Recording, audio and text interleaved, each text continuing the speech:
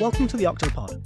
I'm Kyle Davis, head of the Office of the CTO. Join us as we dive into the latest technologies and trends shaping business. Whether you're a tech enthusiast, a business leader, or just looking to stay ahead in the digital age, this podcast is for you. Let's unlock opportunities with technology together.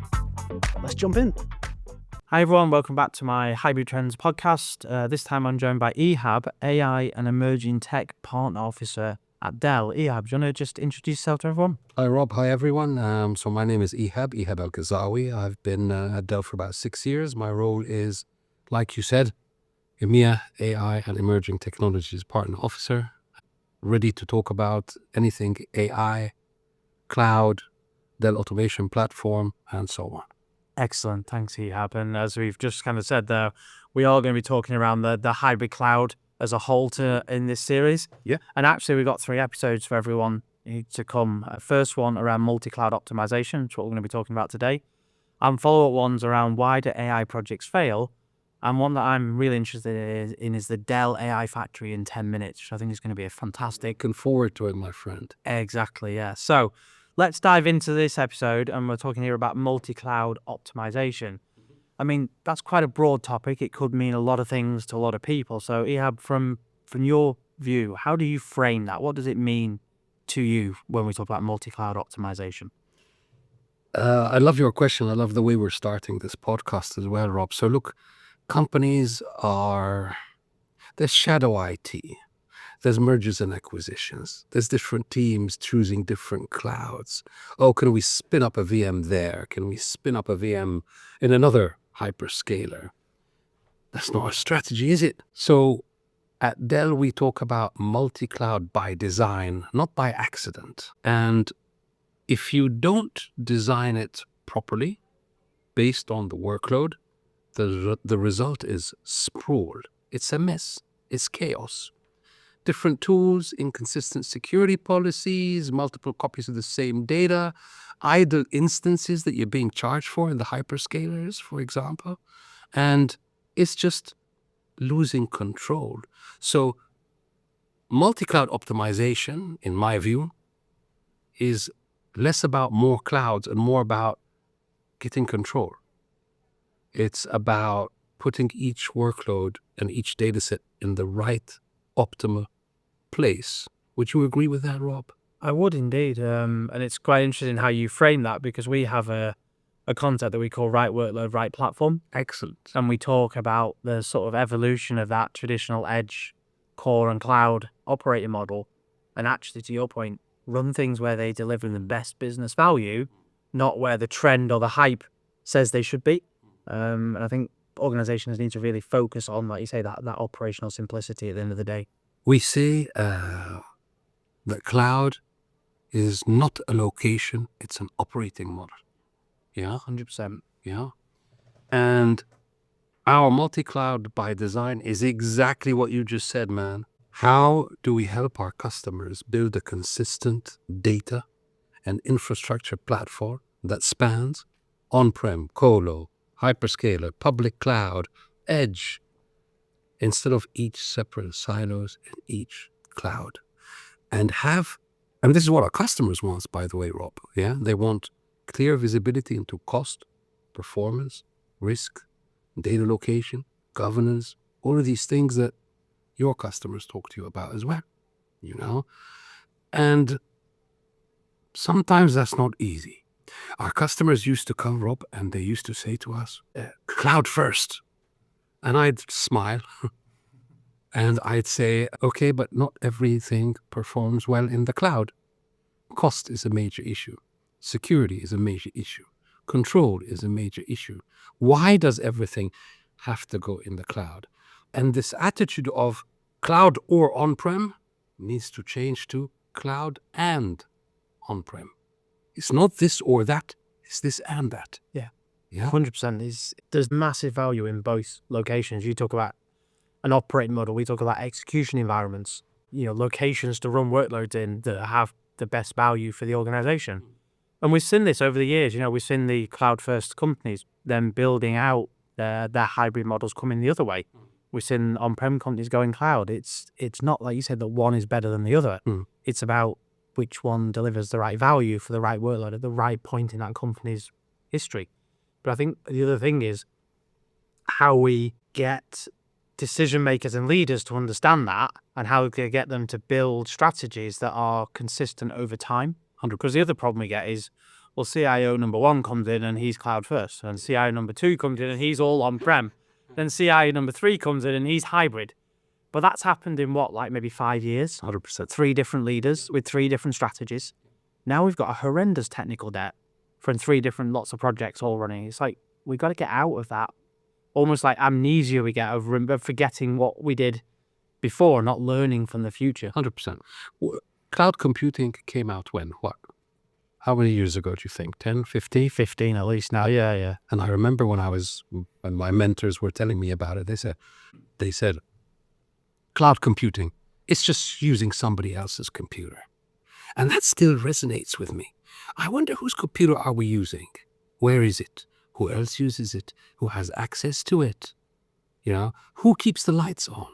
So all of these, actually, if you think about these things, they can be risks.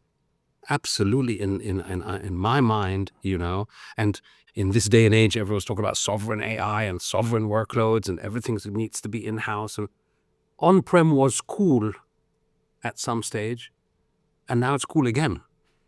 So about 6 years ago, Dell came up with something really cool, and I wonder if you've heard of it before, if you or our listeners have heard of Dell APEX.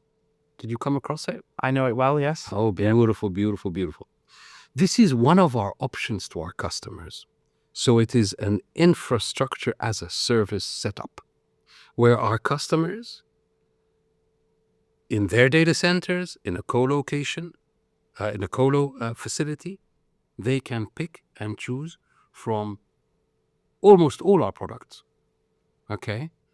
It is an OPEX and can be treated as CAPEX as well, but I'm not going to go into that because some of our customers like OPEX and some still like CAPEX. And we deliver the infrastructure, and we actually have PC as a service even. Yeah, any product as a service in a cloud-like experience. So there's a committed spend. There is a buffer that our customers are not charged unless they use it. And you know what? Our customers can manage that estate. CDW can manage that estate. Any partner can manage the estate. Or Dell can manage the estate. So it's a complete cloud-like environment for our customers based on 3 beautiful, easy principles: simplicity, agility, and control. It needs to be simple for our customers, Rob. It needs to be agile and quick. If they want to increase the buffer capacity, within 3 days it's increased. It's there. It's in their data center. And they're not paying for all of this hardware. Everything is as they consume it. No more idle instances, no more egress fees, no more security in the cloud and I don't know what. And you know what? I don't want it to come across as we don't like the hyperscalers. No. We partner with the hyperscalers. They all have Dell equipment and we partner with them all the time, man. But it is another option that could be very beneficial for our customers. I think we can talk a little bit about how we do some of that sort of cloud optimization stuff in a minute. But I think the APEX conversation and actually the evolution of technology in general, because if you think back to when data center was cool, as you put it the first time round, they were very traditional 3-tier architectures. There was a lot of fiber channel around. Yep. I had a customer the other day say to me, "Oh, you're not talking about me having spreadsheets of WWPNs again, are you, from my fiber channel network?" And I was like, no, because no one wants to go back to that model. So none of us are saying that the way we used to run infrastructure, what we as you call enterprise IT, the way we used to run it in silos, 3-tier architectures, no one wants that anymore. The pace of change We can't sustain that. Absolutely. But if we think about how the technology's moved to whether that's hyper-converged or whether that's disaggregated architectures, 2-tier architectures, whatever term you want to use, the integration, the move to IP networking from fiber channel, the integration, the automation that's been wrapped around these things mean that we are building actual private clouds now, 100%. not traditional Okay. tech debt stacks of stuff. And then Apex brings in the commercial model, and suddenly we do have then capability. And if we look at something like Equinix, for example, which I know Dell partner with, of course, as well, and so do we, being able to host them workloads next to the public cloud Absolutely. now gives us loads of cool options for data mobility, data connectivity, etc., that can really give a true hybrid model that hasn't been available really maybe until the last couple of years. So I think it's a really interesting time, like you say, for it to be cool again. You brought it up, not me, by the way. Yeah, you mentioned disaggregated architecture and hyperconverged infrastructure and what have you. And I'm not a product person. Last when was it? I want to say last August, they released a piece of software. They being Dell Technologies, really, but released a very interesting piece of software. And I have to bring it up because you did. And it is all about automated provisioning of Dell Private Cloud, what we call Dell Private Cloud, Native Edge, and AI. Based on blueprints, instead of an HCI or hyperconverged, the disaggregated. And the disaggregated, these compute farms, storage farms, can actually be in an Apex modern consumption model. So I want you to imagine you have a storage farm, a compute farm, a whole bunch of networking, and you're only paying for what you consume, and you're provisioning whether you wanted VMware, Nutanix, any other. Red Hat. Absolutely. Red Hat is on the list now, and there's more and more coming. So we released the Dell Automation Platform last August, and our customers are loving it. It's growing, and we're bundling it up with the Apex infrastructure as a service.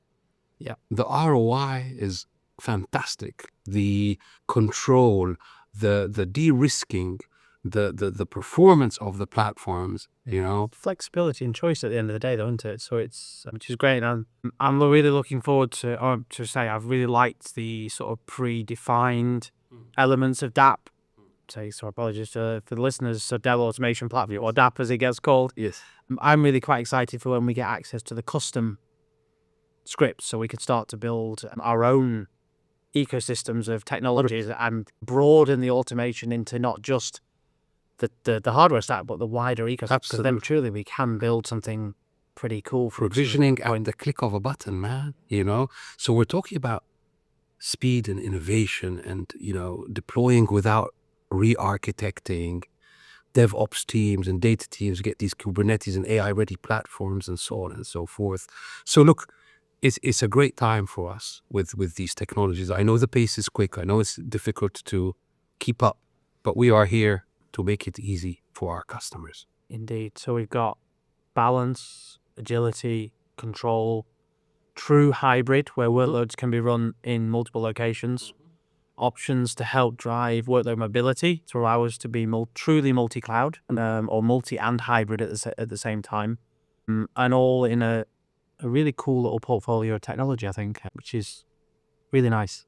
And I'm going to throw in one last thing: Zero Trust Alliant intrinsic security by design. We can't forget that. No, we cannot forget that. But that could be a whole podcast series on its own, talking about Zero Trust by design. So we'll leave that one there. And guys, thank you for listening. Hopefully that's given you a review around multi-cloud optimization. Please do join us for AI and AI Factory. And with that, thanks for listening. I've been Rob Sims, Chief Technologist for CW UK. Thank you so much, Ihab from Dell Technologies. Thanks, everyone, and we'll see you on the next one. Be sure to check out the back catalogue for more great insights. Don't forget to subscribe via your favourite podcast platform so you never miss an episode. We appreciate your support. And if you have a topic you want us to cover, feel free to reach out. Catch you next time.